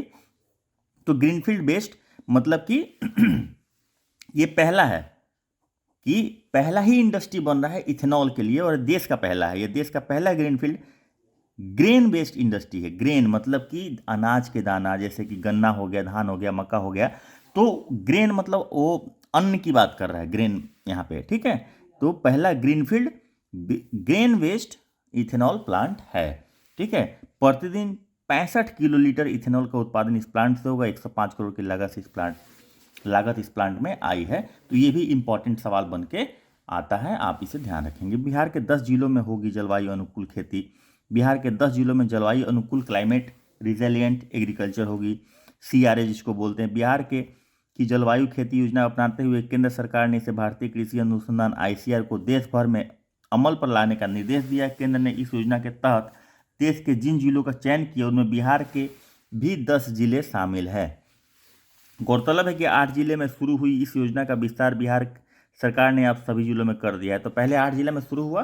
तो क्लाइमेट रिजिलियंट एग्रीकल्चर जो है वो सेंट्रल गवर्नमेंट का जो स्कीम है कि ICR को इंस्ट्रक्शन दिया गया सेंट्रल गवर्नमेंट के द्वारा कि आप लोग इस तरह से एक सिस्टम बनाइए कि जो क्लाइमेट बदलाव हो रहा है, जो जलवायु में परिवर्तन हो रहा है, उसके अनुकूल हम कैसे खेती करें ताकि हमारी उत्पादन और उत्पादकता पे फर्क नहीं पड़े, अपितु उसमें और बढ़ोतरी हो। That is called climate resilient agriculture, जलवायु अनुकूल खेती। इसमें जो पूरे इंडिया में चयन किया गया कुछ जिलों का, उसमें बिहार के भी कुछ जिले थे। वो कितने थे? वो 10 जिले थे, ठीक है। उस 10 जिले में बिहार सरकार ने 8 जिलों में काम शुरुआत में शुरू किया था, अभी पूरा 10 जिलों में काम शुरू हो चुका है। ICR के माध्यम से चलने वाली केंद्र योजना का नाम national innovation in climate resilient agriculture, देखिए निकरा आ गया, तो निकरा, तो याद रखिएगा national innovation in CRA NICRA, national innovation in climate resilient agriculture. Full form भी पूछ देता है, याद रखेंगे। यह योजना राज्य के दरभंगा, पूर्वी चंपारण, पश्चिमी चंपारण, सिवान, सहरसा, लखीसराय, किशनगंज, भागलपुर, नालंदा, सीतामढ़ी में चलेगी। इन जिलों में खेती के अनुकूल पशुपालन और उद्यान से जुड़ी गतिविधियों को जलवायु अनुकूल बनाया जाएगा। खेती, पशुपालन और उद्यान, ये 3 चीज़ों को क्लाइमेट रिजिलियंट बनाया जाएगा। तो ये याद रखेंगे। ये इसलिए मैं बोल रहा हूँ कि ये डिस्ट्रिक्ट भी पूछ सकता है, इंपॉर्टेंट है। अच्छा देखिए, दरभंगा, पूर्वी चंपारण, पश्चिमी चंपारण, सिवान, सहरसा, लखीसराय, किशनगंज, भागलपुर, नालंदा, सीतामढ़ी में, तो ये डेटा भी याद रहना चाहिए। उसके बाद बिहार के स्कूल में, कॉलेजों में होगी पराली प्रबंधन की पढ़ाई। ये भी हम लोग डिस्कस ऑलरेडी प्रश्नोत्तर में, इसीलिए मैं भाई मैं बोलता हूँ कि वीडियो छोड़िएगा मत, वो जो आपने क्वेश्चन किया अब फिर से आपका रिवीजन हो रहा है, मतलब मैं ये दूसरी या तीसरी बार करवा रहा हूँ। अब आपसे ये सवाल गलत होने का कोई चांस ही नहीं है, बशर्ते कि वो वीडियो भी आपने देखा हो, ये वीडियो भी आपने देखा, आपने पहले भी पढ़ाई करी, ये 3 बार आपका रिवीजन हो रहा है, तो छूटने का सवाल पैदा नहीं होता है। राज्य के स्कूलों में और कॉलेजों में पराली प्रबंधन हम लोग बात कर चुके हैं, पराली मतलब पुआल को बोलते हैं। विद्यालयों में पराली के बारे में जानकारी दी जाएगी, जबकि कॉलेजों में उसके प्रबंधन एवं जलाने से होने वाले नुकसान के बारे में बताया जाएगा। विकास आयुक्त की अध्यक्षता में विवेक कुमार सिंह जी हमारे विकास आयुक्त हैं बिहार के, वो एक ही पोस्ट होता है पूरे बिहार में। अंतर विभागीय समूह की बैठक में यह फैसला लिया है। चलिए, ये एक अच्छा इनिशिएटिव है, क्योंकि पराली जलाने का जो प्रॉब्लम है वो बिहार में पहले नहीं हुआ करता था, लेकिन जब से हार्वेस्टर आ गया तो क्या होता है कि धान का जो पुआल है वो खेत में ही रह जाता है, तो उसको मैनेज करना, हालांकि किसानों का भी इसमें बहुत सारा समस्या है जिसको हम लोग डिस्कस करेंगे कभी। एमएलसी का चुनाव हुआ और ये हम लोग डिस्कस नहीं करेंगे। भारत रत्न से सम्मानित हुए बिहार के प्रमुख व्यक्ति डॉक्टर राजेंद्र प्रसाद 1962 में, ये कभी कभी बीच में घुस जाता है तो ध्यान रखेंगे। डॉक्टर जाकिर हुसैन 1962, मौलाना अब्दुल कलाम आज़ाद 1992, लोकनायक जयप्रकाश नारायण 1999 और उस्ताद बिस्मिल्लाह खां 2001। ये याद रखेंगे कि बिहार के भारत रत्न से सम्मानित जो लोग हैं वो कौन कौन हैं, ये इंपॉर्टेंट है, याद रखेंगे। ये वीडियो थोड़ा सा लंबा जाने वाला है, ताकि मैं ये पूरा कवर कर लूँ। कम से कम इस सेक्शन इसको कंप्लीट नहीं करूँगा मैं, चर्चित व्यक्ति, पुरस्कार निधन, ये मैं यहाँ तक कंप्लीट कर लूँ। थोड़ा सा लंबा जाने वाला है, तो पेशेंस रखिएगा। जयनगर से मैं वही चीज़ डिस्कस भी करूँगा जो इम्पोर्टेंट है, मैं सारा कुछ डिस्कस भी नहीं करूँगा। जयनगर से नेपाल के बीच ट्रेन सेवा 8 वर्ष बाद, जयनगर और नेपाल के बीच ट्रेन सेवा शुरू हो चुकी है। 2 अप्रैल 2022 को भारत नेपाल के बीच पुनः ट्रेन सेवा शुरू हुई। प्रधानमंत्री नरेंद्र मोदी और नेपाल के प्रधानमंत्री शेर बहादुर देउबा दिल्ली के संयुक्त रूप से हरी झंडी दिखाकर जयनगर रेलवे स्टेशन पर ट्रेन को रवाना की। यह ट्रेन जयनगर, जनकपुर, कुर्था तथा कुर्था से जयनगर तक की सफर तय करेगी। तो जयनगर, जनकपुर, कुर्था तक जाएगी। तो ये भी सवाल हम लोग डिस्कस कर चुके हैं, आप लोग अगर वो वीडियो देखे होंगे, मैं फिर से बोल रहा हूँ। उमगांव में महिषी तक बनेगा धार्मिक कॉरिडोर। उमगांव से महिषी, केंद्र सरकार की धार्मिक गलियारा जो रिलीजियस कॉरिडोर है सेंट्रल गवर्नमेंट का, के तहत उमगांव से महिषी तक बनने वाली सड़क के लिए बजटीय स्वीकृति दे दी गई। इसके अलावा अन्य 2 सड़क को भी बजटीय स्वीकृति मिली है। 4000 करोड़ की लागत से बनने वाली इन सड़कों की मंजूरी मिली। कोसी नदी पर भेजा बकौर के बीच 10 किलोमीटर से अधिक लंबा पुल बनाया जा रहा है, जो देश की नदियों पर बनने वाला सबसे लंबा पुल होने वाला है, जो ऑलरेडी कोसी नदी पर भेजा बकौर के बीच बन रहा है, ये याद रखेंगे। उसके बाद आमस दरभंगा एक्सप्रेसवे के चौथे खंड की मंजूरी। आमस दरभंगा एक्सप्रेसवे, ये एक्सप्रेस है, ये आमस दरभंगा एक्सप्रेस वे के चौथे, बिहार में बन रहे पहले एक्सप्रेसवे आमस दरभंगा, ये एक्सप्रेसवे है आमस से लेकर दरभंगा तक। चौथे खंड में को केंद्र सरकार ने मंजूर कर दिया। इसके तहत NH 119D समस्तीपुर के बलभद्रपुर से दरभंगा एयरपोर्ट के समीप नवादा NH 57 में समाप्त होगा। सड़क का निर्माण इतना करोड़ रुपए में, ये ज़्यादा इंपॉर्टेंट नहीं है। उसके बाद आइए पूर्वी चंपारण और गया को राष्ट्रीय जल पुरस्कार। राष्ट्रीय जल पुरस्कार किसको किसको मिला?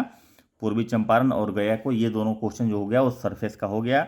उसके बाद जल संसाधन प्रबंधन के क्षेत्र में सूबे की पूर्वी चंपारण को पूर्वी क्षेत्र की श्रेणी में सर्वश्रेष्ठ जिला और गया के बथानी प्रखंड स्थित तेलाड़ी को सर्वश्रेष्ठ पंचायत के रूप में नेशनल वाटर अवार्ड मिला। हम लोग ये भी क्वेश्चन डिस्कस कर चुके हैं कि नेशनल वाटर अवार्ड जो है वो जिलों में मिला है पूर्वी चंपारण को, और पंचायत में किसे मिला है? तेलाड़ी पंचायत, जो कि बथानी प्रखंड गया जिले के अंतर्गत आता है। उसके बाद पहाड़ी व सूखा क्षेत्र गया के तेलाड़ी में पहाड़ पर होने वाली वर्षा का जल संचय कर भूगर्भ जल के स्तर को समृद्ध किया गया। जल निकासी सारणी, जल संरचना tank, research borewell, reuse water tank, rooftop water harvesting, तालाब की खुदाई, पौधारोपण, रिएक्ट डैम आदि से पानी को संरक्षित किया गया। तो ये सब काम किया गया है कि वाटर टेबल को इम्प्रूव किया जा सके। ये जो एरिया है वो तेलाड़ी जो बथानी प्रखंड का है वो, उसमें ये सब काम किया गया। अभी सभी राशन कार्ड धारकों को 5 लाख तक इलाज मुफ्त, ऐसा सरकार का। बिहार के सभी राशन कार्ड धारक परिवार को प्रति वर्ष 5 लाख तक का मुफ्त इलाज होगा। फिलहाल राज्य के 5.5 करोड़ लोगों को इसका लाभ मिल रहा है। अब बिहार सरकार अपनी राशि में से इसका लाभ 4 करोड़ और लोगों को देगी। स्वास्थ्य मंत्री की विधानसभा में 24 मार्च 2022 को इसकी घोषणा की। आयुष्मान भारत जन आरोग्य योजना के अंतर्गत राज्य के अन्य जिलों में स्वास्थ्य सुविधाएं 1.09 करोड़ लोगों को मिल रही है। ये एक स्कीम है जो अब राशन कार्ड धारकों को भी मिलेगा। तो ये पूछ देगा कि ये बात सही है गलत है, तो सही है, ध्यान रखिएगा। बिहार विधानसभा 3 वीआईपी विधायक बीजेपी में शामिल होगा। ये पॉलिटिकल सवाल है, ये सवाल नहीं पूछता है, इस तरह का सवाल नहीं पूछा जाता है। उसके बाद आ जाइए 25 वर्ष बाद शरद यादव लालू यादव साथ आए, ये भी कोई सवाल नहीं बनता है बीपीएससी के क्वेश्चन पॉइंट ऑफ व्यू से, या किसी भी एसएससी सीजीएल बिहार एसएससी सचिवालय सहायक आप जो कह लीजिए, इंस्पेक्टर दरोगा जो भी एग्जाम होता है बिहार में, किसी में इस तरह का सवाल कम से कम नहीं पूछेगा पॉलिटिकल क्वेश्चन। नेक्स्ट आते हैं, बिहार के हर प्रमंडल में खाद्य प्रयोगशाला खुलेगी। हमारे पास कितने प्रमंडल हैं? टोटल 9 प्रमंडल हैं। तो 9 प्रमंडल में खाद्य प्रयोगशालाएं खुलेगी। उससे ये पता चलेगा कि उसकी क्वालिटी क्या है, खाद्य योग्य है कि नहीं है। इसमें बहुत कुछ नहीं है, बस ध्यान रखना है। कितने प्रमंडल में खुलेगी? तो पूरे के पूरे 9 प्रमंडल में खुलेगी। बिहार में 9 प्रमंडल है। बिहार पुलिस ने किन्नरों से होगी सीधी नियुक्ति। अब बिहार पुलिस में भी किन्नर का प्रत्येक 500 पद पर एक की सीधी नियुक्ति होगी। बस इतना ही, इसमें और ज़्यादा सवाल नहीं बनने वाला है। कहलगांव से मिलने वाले कोयले का विस्तार। अब कहलगांव में मिला है कोयले का बहुत बड़ा भंडार मिला है, ठीक है। जो geological survey of India, geological GSI geological survey of India जो है, इसने ये खोजा है। कहलगांव भागलपुर जिले में पड़ता है। 261 एकड़ जमीन के नीचे कोयले का बड़ा भंडार मिला है और गांव के जमीन के 350 फीट नीचे खुदाई में मिले कोयले की क्वालिटी जांच के लिए धनबाद भेजा गया है। जांच वहां पे किया जाएगा। चलिए, अब बीच बीच में कुछ जीके भी आ जाता है जो इंपॉर्टेंट है और बीपीएससी में पूछता है कभी कभी। इनफैक्ट दूसरे एग्जाम्स में, बिहार के दूसरे एग्जाम्स में, एसएससी बिहार सचिवालय सहायक या फिर दरोगा के एग्जाम में, टीचर के एग्जाम में, या फिर कोई भी एग्जाम जो होता है उसमें पूछा जाता है इस तरह का सवाल। तो याद रखेंगे, राजकीय पशु बिहार का जो है बैल है, ठीक है। राजकीय पक्षी गौरैया है, याद रखेंगे। राजकीय फूल गेंदा का फूल है और पीपल जो है हमारा राजकीय वृक्ष है। और राजकीय चिन्ह है बोधि वृक्ष, वही जो हमारे संसद में रखा हुआ है बिहार का राजकीय चिन्ह। और राजकीय पक्षी जो है मछली जो है मांगुर है। और राजकीय खेल जो है वो कबड्डी है। राजकीय गीत जो है मेरे भारत के कंठार तुमको सत सत बंदन बिहार करके गीत हो गया। और राजकीय प्रार्थना मेरे रफ्तार पर सूरज की किरणें नाच करें, राजकीय प्रार्थना है। तो ये सब चीज़ें मुझे लगता है याद होंगी, लेकिन फिर भी एक बार रिकैप एक तरह से हो जा रहा है। बीच बीच में थोड़ा सा ब्रेक भी मिल जा रहा है, तो ये ज़रूरी है क्योंकि ब्रेक होना ही चाहिए। बीच बीच में ब्रेक रहता है तो थोड़ा सा मूड फ्रेश होने वाली बात हो जाती है। चलिए, अब बहुमत से भी होगा संपत्ति का बंटवारा। पारिवारिक संपत्ति विवाद के निपटारे के लिए राज्य सरकार ने बड़ा फैसला लिया। इसके तहत राज्य में संपत्ति का बंटवारा बहुमत के आधार पर भी हो सकता है। इसके लिए परिवार में सर्वसम्मति बनाने की जरूरत नहीं होगी। जैसे केसेस आ रहे हैं कि जैसे कि लड़कियों का लड़कों का बराबर का हिस्सा होता है और उसमें क्लेम जो है वो बढ़ रहा था, तो राज्य सरकार, डिस्प्यूट बढ़ रहा था एक्चुअली, तो राज्य सरकार ने ये फैसला लिया है कि ठीक है भाई, मेजोरिटी जो कहेगा उसको आप लोग डिसाइड करके उससे बंटवारा कर सकते हैं। सरकार उस पर मुहर लगा देगी, उस बंटवारे को वैध मान लेगी। तो ठीक है, जिधर मेजोरिटी झुकेगा उस हिसाब से। उसके बाद बिहार में लोहार अनुसूचित जाति नहीं है। सुप्रीम कोर्ट ने बिहार के लोहार जाति को अनुसूचित जाति मानने और उन्हें प्रमाण पत्र जारी करने की अधिसूचना को निरस्त कर दिया। कोर्ट ने कहा कि लोहार जाति केंद्र सरकार की 1950 की अनुसूचित जाति की सूची में नहीं है। ऐसे में बिहार सरकार लोहार को अनुसूचित जाति घोषित नहीं कर सकती है। लोहार अन्य पिछड़ा वर्ग में रहेगा और उसे अनुसूचित जाति प्रमाण पत्र नहीं दिया जाएगा। ये किसने कहा? सुप्रीम कोर्ट ने। क्योंकि जो भारत सरकार का जो अनुसूचित जाति का जो लिस्ट है, उस सूची में लोहार 1950 में जो बनाया गया था, उस सूची में लोहार जाति जो है वो अनुसूचित जाति के लिस्ट में नहीं है भारत सरकार के, इसलिए इसे अनुसूचित जाति के दर्जा नहीं दिया जा सकता, ये ध्यान रखेंगे। उसके बाद नबीनगर से बिहार को 559 मेगावाट बिजली मिलेगी। औरंगाबाद में नबीनगर बिजली घर की तीसरी यूनिट का उत्पादन शुरू हो गया। चलिए ये ठीक है। बिहार आर्थिक सर्वेक्षण रिपोर्ट प्रति व्यक्ति आय अब 50,000 से अधिक हो गया है। बिहार में प्रति व्यक्ति आय जो है आर्थिक सर्वेक्षण रिपोर्ट के अनुसार, देखिए आर्थिक सर्वेक्षण और बजट 2022-23 के समय आर्थिक सर्वेक्षण 21-22 आएगा। तो वही 21-22 के आर्थिक सर्वेक्षण के अनुसार 20-21 के दौरान बिहार का प्रति व्यक्ति आय 50,555 हो गया, जो पहले 49,272 था 19-20 में। तो 1,131 रुपया कुल प्रति व्यक्ति आय में बढ़ोतरी हुई है। ये याद रखिएगा। इस तरह का सवाल पूछता है कि 2019-20 के तुलना में 2020-21 में प्रति व्यक्ति आय में कितना बढ़ोतरी हुई है, आय बताएगा ही नहीं। तो ये भी याद रखिएगा कितना हुई है 1183, और कितना हो गई है अगर पूछता है कि तुलना में कितना हो गई है तो आप कहिए 50,555। ठीक है। उसके बाद गत 5 वर्षों में तृतीयक क्षेत्र में सर्वाधिक वृद्धि हुई। तृतीयक मतलब प्राइमरी, सेकेंडरी और क्वार्टरनरी क्षेत्र में सबसे ज़्यादा बढ़ोतरी हुई है। तो गत 5 वर्षों में 2016-17 से लेकर 20-21 तक बिहार के प्राथमिक क्षेत्र में 2.3% हुई है। द्वितीय क्षेत्र में मैन्युफैक्चरिंग हो गया। तृतीय क्षेत्र मतलब सर्विस सेक्टर हो गया। सिंपल बात है। ये हो गया आपका एग्रीकल्चर एंड माइनिंग आ जाता है इसमें। उसके बाद द्वितीय क्षेत्र मैन्युफैक्चरिंग मतलब इंडस्ट्री हो गया 4.43%, और सर्वाधिक 8.5% तृतीय क्षेत्र में बढ़ा है सर्विस सेक्टर में। जाहिर सी बात है, वैसे भी बिहार में सर्विस सेक्टर का ये स्कोप है। इनफैक्ट आप नेशनल भी देखेंगे तो सबसे ज़्यादा सर्विस सेक्टर का ही कंट्रीब्यूशन है जीडीपी में देश का। सर्वाधिक शाखाएं स्टेट बैंक की, बिहार में सबसे ज़्यादा बैंक शाखाएं स्टेट बैंक की है। ठीक है। उसके बाद वो नहीं पूछेगा कितना है। विकास दर राष्ट्रीय औसत दर से बेहतर रही। विकास दर जो है राष्ट्रीय औसत दर से बेहतर रही, तो पिछले 10-15 साल से है बिहार का। बिहार में कोरोना काल के दौरान बिहार विकास दर राष्ट्रीय औसत दर से बेहतर रही। वित्तीय वर्ष 2020-21 में जहां राष्ट्रीय स्तर पर सकल घरेलू जीडीपी जो है राष्ट्रीय स्तर पर ये कितना रहा, 7.5% हो गए, वहीं बिहार में अर्थव्यवस्था का दर 2.5% रही। अन्य राज्यों की तुलना में भी बिहार की अर्थव्यवस्था विकास मुखी रही है। तो ये जो है माइनस में है, आप ध्यान रखेंगे। यहाँ पे लिखा नहीं है लेकिन माइनस में ही है, वरना ये कैसे ज़्यादा हो जाएगा, ये माइनस में है, ध्यान रखेंगे। ठीक है। और अब आइए युवाओं को कौशल विकास, ये मोटा मोटी जो इम्पोर्टेंट बात था इसमें लिख दिया है।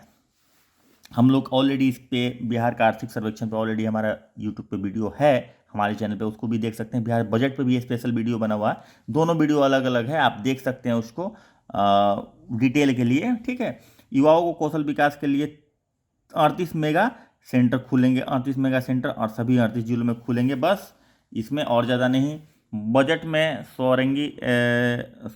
सौड़ी गाँव की सेहत और सूरत गाँव के विकास पर कुल बजट का लगभग आधा खर्च होगा। आगामी वित्तीय वर्ष के वार्षिक बजट के 6 सूत्रों पर कुल बजट का 48.16% खर्च होगा। राज्य के आगामी वित्तीय वर्ष का बजट का आकार 2,37,691.19 करोड़ का है। इस राशि में गांव के विकास से जुड़े कार्य होंगे। चलिए बिहार के महत्वपूर्ण ऑपरेशन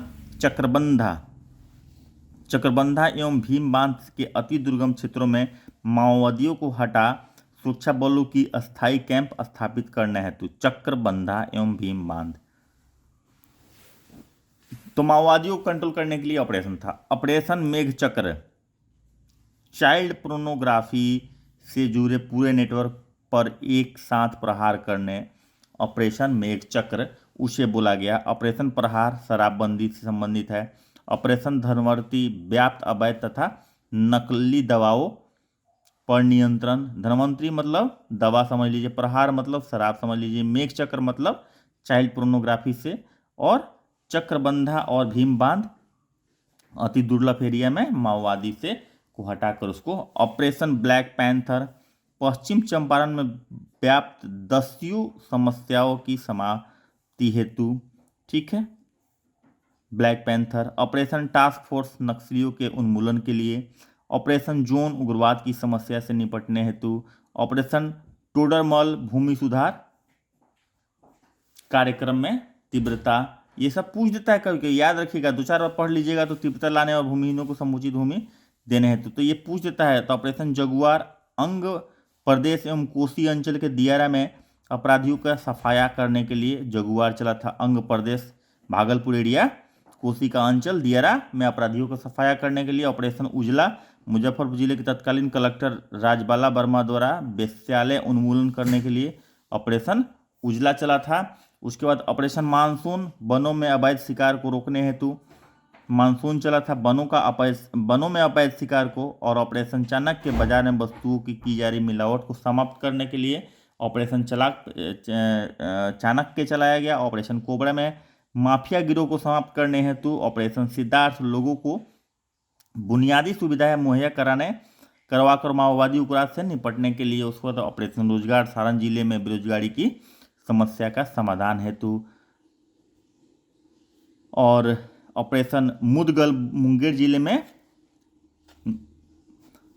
वनों में तस्करी रोकने हेतु, ठीक है। तो ये ऑपरेशन सारा आपको याद रहना चाहिए। एक बार फिर से आप एक नज़र देख लीजिए, अगर जरूरत पड़े तो स्क्रीनशॉट ले लीजिए, 1-2 बार वीडियो घुमा के भी देख लीजिएगा, 2-4 बार डिस्कशन जरूर कीजिए। मैं हमेशा से बोलता हूँ कि डिस्कशन करना बहुत फ़ायदेमंद होता है, डिस्कशन करते रहिए, क्योंकि 2-3 दोस्त तो ऐसा ग्रुप बनाइए जो आप पढ़ें और जाके सारे लोग डिस्कस करें, वो बहुत ज़रूरी है, ठीक है।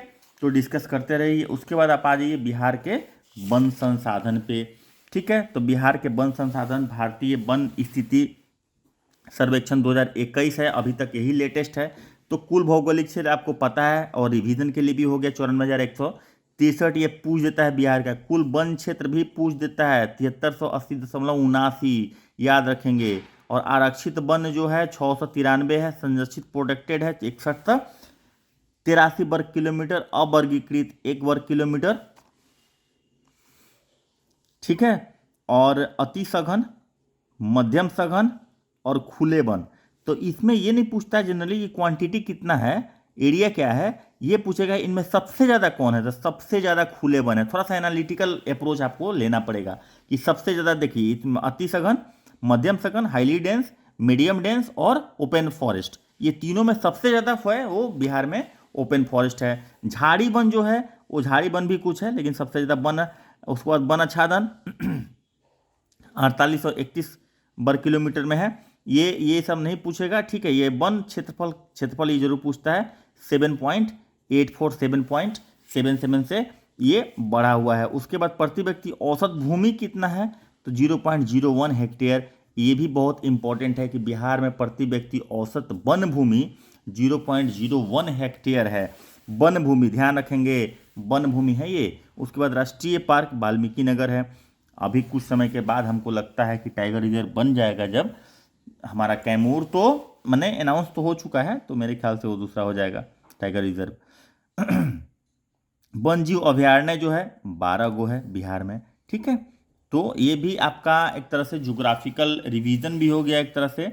बिहार में सर्वाधिक वन वाले क्षेत्र कौन है, सबसे ज़्यादा वन है कैमूर में, ठीक है। उसके बाद पश्चिमी चंपारण, उसके बाद रोहतास, ठीक है। तो ऐसा नहीं समझना है कैमूर के बगल में रोहतास है, कंफ्यूजन ये होता है। देखिए हम थोड़ा सा एनालिटिकल अप्रोच इसलिए ले रहे हैं ताकि आपको याद करने में सुविधा हो, और जब एग्जाम में आप कंफ्यूज हो रहे हो प्रेशर में, तो गलती करने के चांस कम हो जाए। क्योंकि इसमें अब गलती होगा तो आपको मैंने दिखाया ही कि इसमें भी लिखा हुआ है करंट अफेयर में भी कि गलती मतलब कि 0.25 मार्क्स कट जाएंगे, यानी कि 25% मार्क्स आपका डिडक्ट हो जाएगा जो सही हुआ था उसमें। तो नेगेटिव मार्किंग है, इसलिए गलती की चांसेस हमें नहीं लेनी है। तो थोड़ा सा अप्रोच एनालिटिकल अपना रखना है। तो जब पहला नंबर स्थान कैमूर का आता है तो हमको सीधे लगेगा कि दूसरा रोहतास होगा, लेकिन इस बात पे स्पेशल फोकस करना है कि दूसरा रोहतास नहीं है, पश्चिम चंपारण है, ठीक है। और तीसरा स्थान पे रोहतास है वन के क्षेत्र के हिसाब से। वन में न्यूनतम वन वाले हैं कौन है, शेखपुरा है। सबसे कम वन है ये सब लोग जानते हैं, अरवल हो गया, उसके बाद जहानाबाद हो गया। तो सबसे कम शेखपुरा, उसके बाद अरवल, फिर जहानाबाद। बिहार में वन के प्रकार आर्द्र पर्णपाती वन और शुष्क पर्णपाती वन, ये दोनों तरह के वन पाए जाते हैं। आर्द्र पर्णपाती वन के कौन वृक्ष हैं, शीशम, सेमल, साल, खैर, और शुष्क के महुआ। तो शुष्क में सिर्फ एक महुआ है, याद रखिएगा, बाकी शीशम, साल, खेर नहीं, एक नहीं है। आम, कटहल, जामुन ये सब भी है। मतलब ये जो फ्रूट्स वाला जो है, जो शीशम दोनों में होता है, ये दोनों में कॉमन है। आर्द्र और शुष्क दोनों में है। तो ये ध्यान रखने वाली बात है, ये चीज़ याद रखिएगा। ये वो 2-4 बार आप देखते रहिएगा, याद हो जाएगा। अब थोड़ा सा और यहाँ भी एक एनालिटिकल हम लोग अप्रोच लेते हुए बिहार के वनों का जिलावार स्थिति भी थोड़ा सा एनालिटिकल अप्रोच लेते हुए 1 मिनट में ख़त्म कर रहेंगे। वही रिपोर्ट के आधार पे हम लोग देखेंगे। अब देखिए यहाँ पे दिया है जिला, यहाँ पे वन के अंतर्गत वर्ग किलोमीटर कितना है और कितना भूमि, मैंने इधर प्रतिशत में हो गया भूमि, ठीक है। भूमि मतलब कि हमारे टोटल एरिया का। तो अब इसमें हमको सबको याद नहीं करना है, हमें ये देखना है पहले सबसे ज़्यादा कहाँ है और सबसे कम कहाँ है। तो सबसे ज़्यादा एरिया इसमें आप ढूंढ लीजिए कि सबसे ज़्यादा यहाँ पे 273 हो गया, उसके बाद 602 हो गया, 661 हो गया, 1051 हो गया, जो इधर हम लोग देते थे सबसे ज़्यादा। उसके बाद इधर कुछ भी नहीं है, 10 से 51 के ऊपर आपको कुछ नहीं मिलेगा। तो आपको कैमूर जो भभुआ है, कैमूर कहाँ है, हाँ यहाँ है, ठीक है, ये आपका हो गया, ठीक है। इसका प्रतिशत कितना है ये देखिए, 31.56। अब क्या इससे कहीं ज़्यादा है क्या? एरिया भी तो हो सकता है ना, ये कम ज़्यादा हो सकता है। चलिए, कहीं नहीं है, कहीं नहीं है, कहीं नहीं है। तो ये देख लिए। उसके बाद अब देख लीजिए कि सबसे कम कौन सा है, यहीं से देख लीजिए कि सबसे कम कौन सा है। तो यहाँ पे 4 हो गया, यहाँ 5 है, यहाँ 8 है, 4 है। उसके बाद आप आ जाइए इधर, देखिए एनालिटिकल अप्रोच, देखिए यहाँ पे 1% है शेखपुरा में। एनालिटिकल अप्रोच जब लीजिएगा ना 1.19 वर्ग किलोमीटर है, और यहाँ पे परसेंटेज में 0.17 है, ठीक है। अब अपने अपने ज़िले का भी आप लोग देख सकते हैं कि भाई मेरी स्थिति क्या है, तो उससे ये पता चल जाएगा। तो ये एवरेज आपका इतना आ जाता है, ठीक है। तो सबसे कम और सबसे ज़्यादा यहाँ पे देखना था, और कुछ नहीं था, ठीक है। उसके बाद हालांकि एनालिसिस करेंगे तो और भी बहुत कुछ निकलेगा, लेकिन उतना ही हमारे काम का चीज़ है। तो चलिए, उसके बाद किसानों की आमदनी बढ़ाने पर 11,742 करोड़ खर्च होंगे। आमदनी बढ़ाने पर राज्य सरकार ने वर्ष 2022-23 के बजट को किसानों की आमदनी बढ़ाने पर खास जोर दिए। इसके लिए सरकार ने किसानों से जुड़े सभी विभागों के माध्यम से लगभग 11,742 करोड़ रुपये खर्च किए भाई, ठीक है, आमदनी बढ़ाने के लिए, किसानों का आमदनी बढ़ जाए।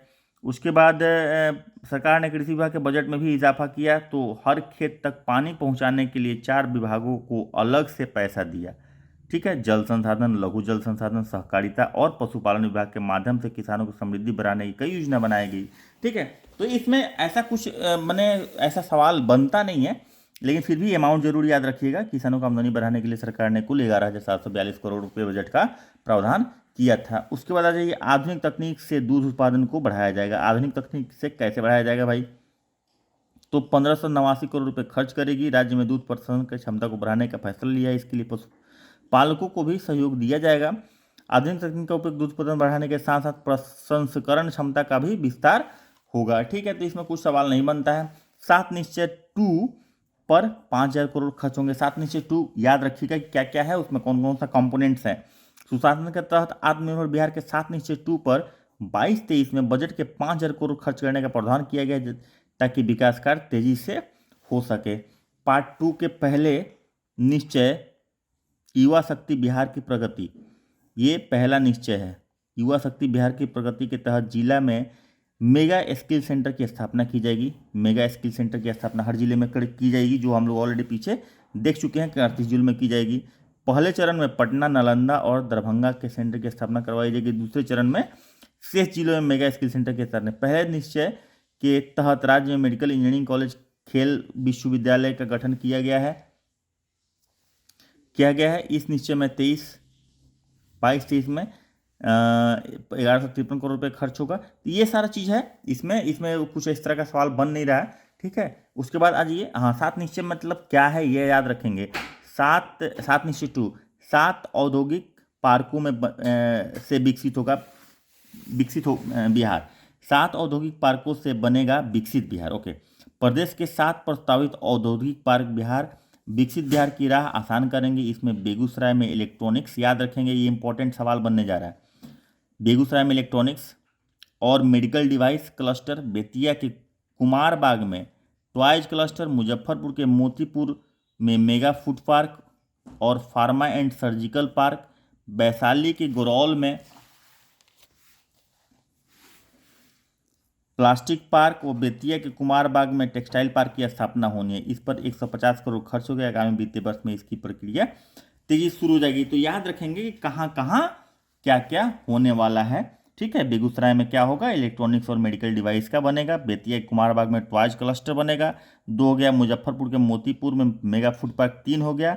और फार्मास्यूटिकल सर्जिकल होगा वैशाली में, कि गरोल में प्लास्टिक पार्क बनेगा। फिर बेतिया के कुमार बाग में टेक्सटाइल बन जाएगा। तो इस तरह से इसको करना है। तो याद रखिएगा एरिया। बिस्टा में पेट्रोकेमिकल टेक्नोलॉजी संस्थान का स्थापना राज्य सरकार करेगी। इंस्टीट्यूट ऑफ पेट्रोकेमिकल, बिहार में इंस्टीट्यूट ऑफ पेट्रोकेमिकल टेक्नोलॉजी की स्थापना करेगी। तो ये कहाँ होगा, ये बिस्टा में होगा, ये याद रखेंगे। इसमें इसके अलावा कोई सवाल नहीं बनता है। पर्यटकीय सुविधाओं का विकास होगा। उसके बाद ये होगा वाला सवाल नहीं बनता है, जिसमें कुछ फैक्ट्स नहीं आता है, कुछ में डाटा नहीं आता है, लेकिन फिर भी कहाँ कहाँ स्कोप है। पर्यटकों को लुभाने के लिए कई योजनाएं शुरू की जाएगी। बोधगया के समृद्ध विकास हेतु गया में 72 एकड़ जमीन को लैंड बैंक के रूप में निर्मित किया जाएगा। लैंड बैंक मतलब कि जो भाड़े पे दिया जा सके, लीज पे खर्च किए जाएंगे। पर्यटकीय विकास के लिए खर्च किया जाएगा। प्रेसिला पर्वत, डुंगेश्वरी पर्वत, महायोनी पर्वत गया, वनावर पर्वत जहानाबाद, मुंडेश्वर पर्वत कैमूर और रोहतास जिले में किला में काम जारी है। गया के गुंडेश्वरी पर्वत पर बुध एवं फल्गु नदी के विष्णु की प्रतिभा का अधिष्ठापन होगा। ठीक है, तो ये सब चीज़ें हम लोग को देख के जानी है, बस देख के जानी है। इसमें बहुत सारा सवाल नहीं बनेगा। निपुण भारत प्रोजेक्ट में बिहार भी शामिल है। निपुण भारत प्रोजेक्ट मिशन के पायलट प्रोजेक्ट के लिए बिहार सहित 5 राज्यों का चयन हुआ है। पायलट प्रोजेक्ट में 5 राज्यों का चयन हुआ है निपुण। इन राज्यों के विशेषज्ञ 3 से 9 वर्ष के आयु के बच्चों को खेल और गतिविधि आधारित शिक्षा के लिए डिजिटल पोर्टल तैयार करेंगे। तो निपुण भारत में क्या होगा, डिजिटल पोर्टल खेल और गतिविधि से आधारित शिक्षा के लिए तैयार की जाएगी। उसके बाद ये बिहार में शकीबुल गनी का वर्ल्ड रिकॉर्ड। मोतिहारी के युवा क्रिकेटर शकीबुल गनी ने अपने पहले प्रथम श्रेणी क्रिकेट मैच में ऐतिहासिक उपलब्धि हासिल की। कोलकाता के में मिजोरम के खिलाफ रणजी ट्रॉफी के मुकाबले में उन्होंने 341 रन बेजोर पारी खेली। किसी भी बल्लेबाज का प्रथम श्रेणी क्रिकेट के पहले मैच में यह सबसे बड़ा निजी स्कोर है। इससे पहले डेब्यू मैच में सबसे बड़ा स्कोर बनाने का रिकॉर्ड मध्य प्रदेश के अजय कुमार मेहरा रोहना को था, जिन्होंने रणजी ट्रॉफी में 18-19 के सत्र के दौरान 267 रन की पारी खेली थी। तो शकीबुल गनी जो है मोतिहारी के युवा क्रिकेटर हैं। ठीक है, और इन्होंने प्रथम श्रेणी की क्रिकेट में रणजी ट्रॉफी में जो खेला है वो है 341 रन की पारी। चलिए, गोवा में से अधिक विदेशियों को भा रहा बिहार। भाई, केंद्रीय पर्यटन मंत्रालय की रिपोर्ट के अनुसार विदेशी पर्यटकों को भाने वाले राज्यों में बिहार देश के शीर्ष 10 राज्यों में शामिल हो गया है। ठीक है, बिहार में विदेशी पर्यटकों को आने का अनुपात 4.3% है और शीर्ष 10 राज्यों में बिहार 9वें पायदान पे है। याद रखिएगा, ये हम लोग डिस्कस कर चुके हैं ऑलरेडी। ठीक है, वो प्रश्नोत्तर में और मैं MCQ जो हम लोग करंट अफेयर्स का किए थे। गोवा में आने वाले विदेशी पर्यटकों की संख्या 4.2%, जाहिर सी बात है वो 10वें पायदान पे है, तो गोवा से अधिक अट्रैक्ट कर रहा है बिहार। ये डाटा की बात हो गई, लेकिन फिर भी ये एक गर्व की बात है और हम लोग मतलब पूरा सिस्टम हमारा इंक्लूडिंग सिटीजन्स ऑफ बिहार, हमारी रिस्पॉन्सिबिलिटी बनती है। इसके बाद हमारा एक्चुअली ये शुरू होने वाला है, ये हम लोग चर्चित व्यक्ति नियुक्ति पुरस्कार निधन नेक्स्ट वीडियो में करेंगे। उम्मीद है कि वीडियो आप लोग एंजॉय कर रहे होंगे, अच्छी लग रही हो। अभी तक देख रहे हैं, जाहिर सी बात है कि अच्छी लग रही होगी। और ये हमारा समय की यहाँ तक ऑलमोस्ट आधा हमारा ख़त्म हो गया है। एक वीडियो में हमारा ये पूरा का पूरा ख़त्म हो जाएगा। कैबिनेट के फैसले तक बचा हुआ है, इसको हम लोग ख़त्म कर लेंगे एक वीडियो में। उसके बाद हमारा ये हम लोग ऑलरेडी कर चुके हैं, जो मैं बार प्रश्न पर बता रहा था और MCQ बता रहा था, ये हम लोग कर चुके हैं। इसके बाद हम लोग नेशनल इंटरनेशनल वाला जो करंट अफेयर्स है उसमें हम लोग इसमें चलेंगे। तो ये स्पर्धा बहुत काम का बुक है, मैं पहले भी बता चुका हूँ। पिछले भी एग्जाम में हम लोगों ने इसे बहुत मदद ली थी, इसमें FIFA वर्ल्ड कप वगैरह भी दिया हुआ है। चलिए, उम्मीद करते वीडियो अच्छी लगी हो तो लाइक शेयर सब्सक्राइब करना बिल्कुल नहीं भूलिएगा। मिलते हैं नेक्स्ट वीडियो में, तब तक के लिए बाय बाय, टेक केयर, जय हिंद।